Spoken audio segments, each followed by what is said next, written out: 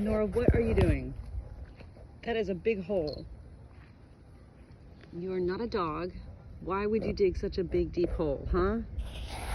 Nora. You need to go cover that back up. Come on. You covered that hole back up. Come on. No, I didn't say roll around in it. Cover it back up. What she's doing is getting bugs to come out, and when bugs come out, this is how smart cats are. Lizards come out for the bugs, and then she gets to catch the lizards. She doesn't want the bugs, but she does want the bugs. She just doesn't want to put them in her mouth. She just wants to get them to come out. So then those lizards come.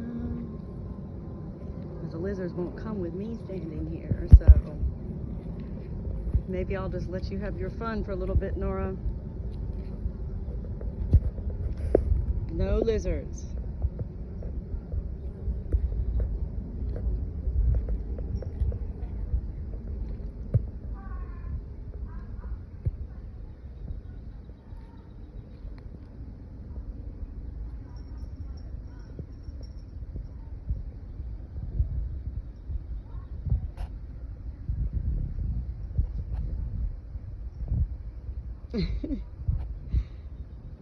That's ridiculous.